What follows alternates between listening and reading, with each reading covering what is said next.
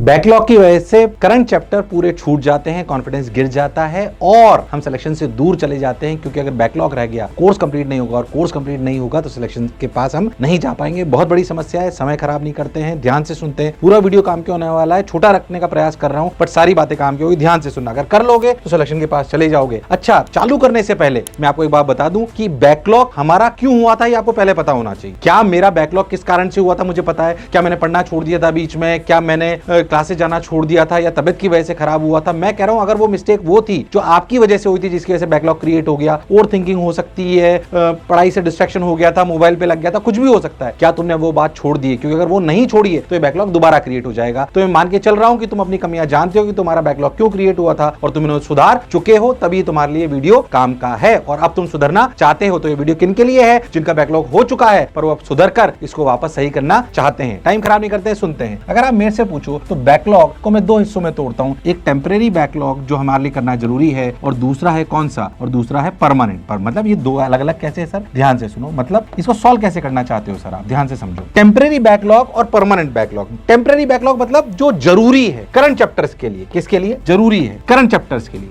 जरूरी for current chapter. अच्छा, और परमानेंट क्या है भैया? ये तो जरूरी है फॉर कोर्स कंप्लीशन। ये तो जरूरी है, सिलेक्शन के लिए बहुत जरूरी है परमानेंट, यानी कि सारे चैप्टर कंप्लीट होने चाहिए। दोनों पे बात करना जरूरी है, क्योंकि अगर टेम्परेरी जो आपका बैकलॉग है, टेम्परेरी बैकलॉग क्या है वो अभी आपको बताऊंगा, उसको अगर आपने कंप्लीट नहीं करा तो करंट टॉपिक से आपका मन पूरा हट जाएगा, और पूरा अगर मन हट गया तो आपका सिलेक्शन नहीं होगा। यानी कि दोनों पे ध्यान देने की जरूरत है। बिल्कुल सर, आप बात तो सर सही कह रहे हो। अगर ये बेसिकली टाइप हुए, अगर मैं इसको और क्लासिफाई करूं बैकलॉग को कैसे, तो ध्यान से सुनो, ध्यान से समझो अच्छे से। कैसे कि बैकलॉग के 3 टाइप्स हैं। कैसे टाइप्स हैं? 3 टाइप। अगर मैं आपसे बात करूं, पहले जो मैंने आपको बताया वो भी टाइप था, पर ये क्लासिफिकेशन भी आप बोल सकते हो इसको। टाइप की बजाय क्लासिफिकेशन आप बोल दो कि कैसे बैकलॉग को समझना चाहिए। मैं इसे क्लासिफिकेशन भी बोल सकता हूं, टाइप भी बोल सकता हूं। तो वो कैटेगरी मान लो, ये टाइप है, क्लासिफिकेशन मान लो। पहला कौन सा? पहला है टाइम टेबल बैकलॉग। ये कौन सा बैकलॉग होता है सर? ध्यान से समझो, जो बच्चे को पता नहीं पड़ता। ये टाइम टेबल बैकलॉग क्या है? दूसरा चैप्टर वाइज बैकलॉग। अच्छी बात है सर, चैप्टर वाइज बैकलॉग। और तीसरा है डिस्कशन बैकलॉग, है ना, यानी कि अपन ऐसा बोल सकते हैं क्वेश्चन वाइज बैकलॉग।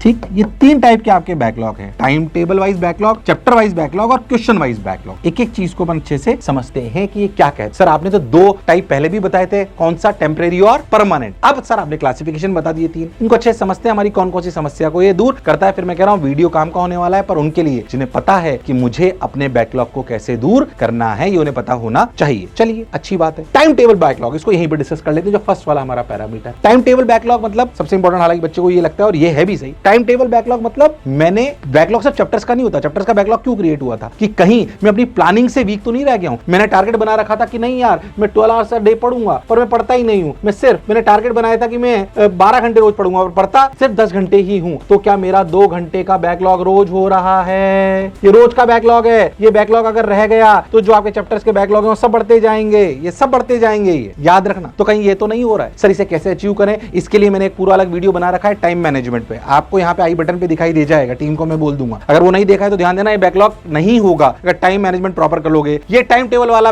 जो बैकलॉग है ये आता है टाइम मैनेजमेंट की वजह से, ये तो नहीं है कहीं। फिर मैं दूसरी भी बात करूंगा, चिंता मत करो। तो टाइम मैनेजमेंट की वजह से तो कहीं बैकलॉग नहीं आ रहा है। अगर ऐसा हो रहा है तो टाइम मैनेजमेंट वाला वीडियो जरूर देखा, इस पे मैं ज्यादा नहीं बोलना चाहता हूं। चलो भाई, अच्छी बात करते हैं।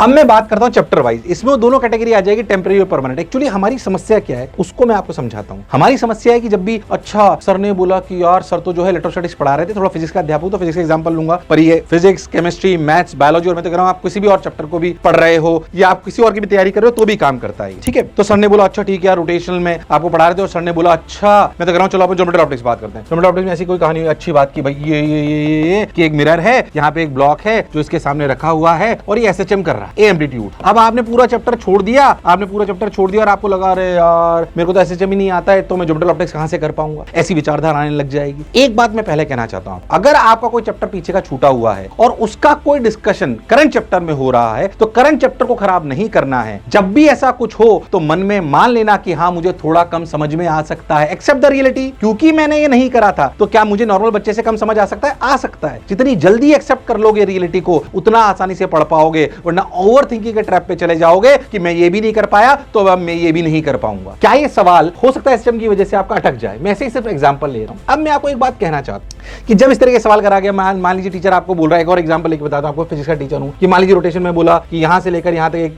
बॉल को धक्का दिया, घूमती हुई जा रही है और उसको यहां पहुंचाना है। अब यहां से जाने के लिए उसको एनर्जी थ्योरम या एनर्जी कंजर्वेशन लगाना पड़ेगा। अब पता लगे कि सवाल तो जो है ये बेसिकली रोटेशनल का था, पर एनर्जी कंजर्वेशन तो हमने पढ़ाई नहीं, वर्क पर एनर्जी पढ़ाई नहीं हमने। हाँ, तो हमारे को लगे यार मैं तो कुछ भी नहीं कर पाऊंगा। मैं आपसे कहना चाहता हूं कि जब भी कोई लेक्चर में ऐसी बात उस चैप्टर की आए जो आपने नहीं पढ़ा है, तो पहले तो एक्सेप्ट करो कि हाँ मुझे इसमें थोड़ा कम समझ में आ सकता है, एक्सेप्ट करो और घर जाकर उसे तुरंत पढ़ लो। क्या पूरा चैप्टर पढ़ना है? क्या इस सवाल का मतलब क्या पूरा एसएचएम पढ़ना है? नहीं। क्या इस सवाल का मतलब क्या पूरा वर्क पर एनर्जी पढ़ना है? नहीं, कंप्लीट नहीं पढ़ना है। इसको समझने के लिए सिर्फ एनर्जी कंजर्वेशन पढ़नी थी। इसको समझने के लिए सिर्फ आपको इसमें मान लीजिए सवाल में पूछा गया कि बताइए मैक्सिमम स्पीड इमेज की क्या होगी अगर मिरर भी चल रहा है, ऐसे एग्जांपल ले रहा हूं, तो आपको सिर्फ omega under root of A square minus X square पढ़ना। तो यानी कि जो मुझे अटक गया, क्या उसके लिए पूरा चैप्टर पढ़ना पड़ता है? नहीं। अच्छा, मैं एक रियलिटी और आपको बताता हूं, किसी भी चैप्टर में मान लीजिए इलेक्ट्रोस्टैटिक्स की बात करता हूं मैं आपको, कि इलेक्ट्रोस्टैटिक्स पढ़ने के लिए पूरी मैकेनिक्स की जरूरत पड़ती है क्या? नहीं। अगर सही बताऊं तो सिर्फ और सिर्फ किसी एक चैप्टर में दूसरे चैप्टर का मैक्सिमम जो हिस्सा काम आ सकता है वो 10 से 15% होता है। ये मैक्सिमम है। Maximum use of other chapter in current chapter, maximum use of other chapter, इससे ज्यादा नहीं आता, वो भी सिर्फ थ्योरी। अच्छा, आपको चैप्टर या आपको जो भी आपके लेक्चर समझ कब नहीं आते? जब आपको थ्योरी नहीं आ रही होती, अभी प्रैक्टिस की आवश्यकता नहीं है। तो 10 से 15% maximum use of other chapter for current chapter, current chapter के लिए ये आपको करना पड़ता है। अच्छी बात है, बस इससे ज्यादा नहीं करना पड़ता। एक तो पहली बात आप ये समझे, तो उस समय पूरा चैप्टर पढ़ने की जरूरत नहीं है। पर सर मुझे तो एसएचएम पढ़ना था। हाँ बिल्कुल पढ़ना था, पर सारा काम आज थोड़ी कर पाएंगे, इसलिए टेम्परेरी आपको बोला। टेम्परेरी बैकलॉग मेक श्योर, ध्यान सुनना, temporary backlog resolve make sure कि आपका करंट चैप्टर खराब ना हो। तो करंट चैप्टर में सर ने अगर ये बात करी तो तुरंत जाएंगे और इसके बारे में प्रयास करेंगे कि टेक्स्ट कहीं से पढ़ लें।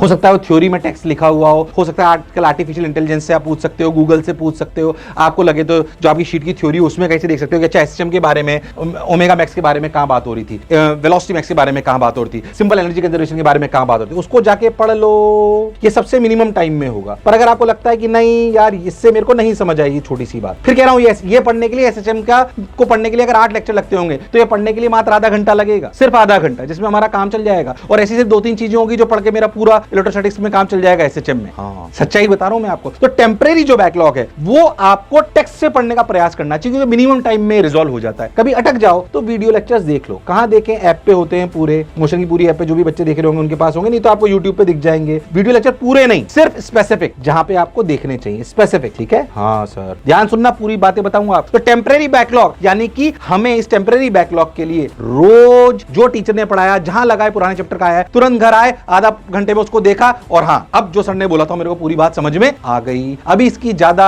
आपको प्रैक्टिस करने की जरूरत नहीं है। क्या मुझे एसएचएम पूरा करना चाहिए? हाँ। क्या मुझे वर्क पर एनर्जी पूरी करनी चाहिए? हाँ। पर अभी ये सही समय नहीं है, सही समय बाद में आएगा। कब आएगा, कैसे आएगा? सुनो, अच्छी बात है सर, ये मुझे समझ में आ गया। अब अगर आप बहुत ध्यान से देखोगे तो मैंने आपको बोला कि आपको रोज कम से, अगर आपका बैकलॉग रह गया और मेजर बैकलॉग है तो आप ध्यान से समझो, आपको 2 घंटे रोज बैकलॉग के लिए देने चाहिए।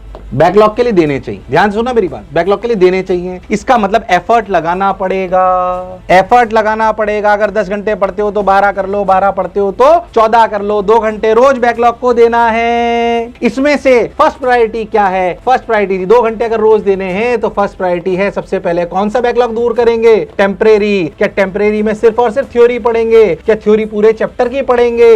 नहीं, सिर्फ थ्योरी वो पढ़ेंगे जो आज के लेक्चर में मेरी फंस गई थी। इससे ज्यादा पढ़ने की जरूरत नहीं है। टेम्परेरी बैकलॉग पढ़ने का बेस्ट तरीका टेक, अगर नहीं आए तो स्पेसिफिक वीडियो। याद रखना मेरी बात। क्या मेरी बात क्लियर है? हाँ सर। अच्छा, कभी कभी ऐसा होगा स्पेसिफिक वीडियो, ये बात मुझे समझ में आ गई। जब ये टेम्परेरी बैकलॉग आज का मेरा कंप्लीट हो जाए और टाइम बच जाए, बचेगा अगर आप ढंग से करोगे तो कौन से बैकलॉग पे जाना है? Permanent backlog. परमानेंट बैकलॉग मतलब मेरा वो वाले चैप्टर्स जो मेरे पूरे पूरे छूट गए हैं, शायद मेरी नालायकी की वजह से या डिस्ट्रैक्शन की वजह से, या हो सकता है किसी की तबीयत की वजह से, या लेस प्लानिंग की वजह से, कुछ भी हो सकता है ये कारण, लेस स्पीड की वजह से। क्या मैं उसे सुधार चुका हूं? वो आपको सुधारना आना चाहिए। खैर वापस आता हूं, तो ध्यान से सुनो, परमानेंट बैकलॉग कैसे कंप्लीट करना है? परमानेंट बैकलॉग कंप्लीट करने का बेस्ट तरीका है आप रिकॉर्डेड वीडियोस देखिए। सबसे बेस्ट तरीका मेरे हिसाब से रिकॉर्डेड वीडियोस देखिए। इच्छा हो यूट्यूब से देखिए, इच्छा हो ऐप से देखिए। जैसे मोशन की ऐप पर सभी टीचर्स के लेक्चर्स हैं, कोटा में जो पढ़ाते हैं उसे आप देख सकते हो। कहीं और के लेते हो तो वहां के ले लो, उससे कोई खास फर्क नहीं। अच्छे टीचर्स जहां हैं उनसे आप पढ़िए, जैसे मोशन के पूरे रिकॉर्डेड लेक्चर्स हैं उसको देखिए और प्रयास करिए कि एक ही बार में वो समझ में आए। अगर टीचर धीरे बोल रहा है तो 1.25 की स्पीड में देख लीजिए। रिकॉर्डेड लेक्चर्स, रिकॉर्डेड वीडियोस देखिए, लाइव मत देखिए, कई बार टाइम उसमें ज्यादा जाता है। रिकॉर्डेड वीडियोस ही मैं रिकमेंड कर रहा हूं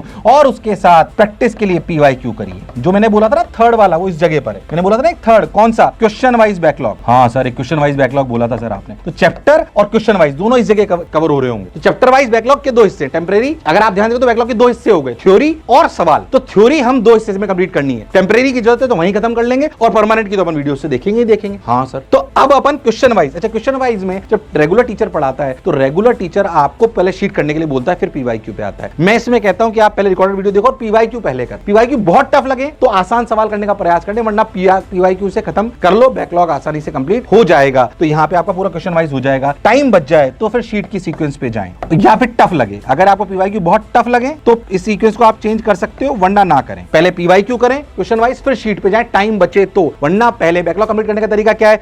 जो परमानेंट बैकलॉग है, चैप्टर पूरा रिकॉर्डेड लेक्चर से देखा और फिर उसके पीवाईक्यू कर डाले। हाँ सर, तो क्या अपना बैकलॉग कंप्लीट होता जाएगा और करंट चैप्टर भी छूटता जाएगा। कहीं ऐसी गलती मत कर लेना कि बैकलॉग को कंप्लीट करने के चक्कर में करंट चैप्टर बैकलॉग रह गया, कोई फायदा नहीं होगा। You will stuck in a spiral path of backlogs. Backlog बहुत खतरनाक बीमारी है। अगर मैंने जो बोला तुम वो करोगे और ये टाइम दोगे, ये तुम्हारा एफर्ट है और ये तुम्हारी पूरी स्ट्रेटेजी है। अगर तुमने इसे ढंग से फॉलो कर लिया, विश्वास मानो, अगले 1 से 1.5 महीने में तुम्हारा सारा बैकलॉग खत्म हो जाएगा। किसी का 15 दिन में हो सकता है, किसी का 20 दिन में, बहुत आसानी से हो जाएगा। इसको जल्दबाजी में करने के चक्कर में करंट चैप्टर को खराब नहीं करना है। आशा करता हूं मेरी ये बात तुम्हारे को समझ आई होगी और तुम लोग ईमानदारी के साथ अपना पूरा बैकलॉग कंप्लीट करोगे। लिख दो कमेंट में कि नहीं सर हम करके बताएंगे अपना बैकलॉग कंप्लीट 1 महीने के अंदर। लिख दो ताकि कॉन्फिडेंस आ जाए। तो मैं ईश्वर से कामना करता हूं तुम सब लोग जो मुझे सुन रहे हो, जिनका कुछ छूट गया है, उनका हो सकता है कुछ चैप्टर छूट गया हो, पर ईश्वर करे उन सबका सिलेक्शन हो जाए। मुझे सुनने के लिए बहुत बहुत धन्यवाद। प्रेम बनाने के लिए बहुत बहुत धन्यवाद। Thank you.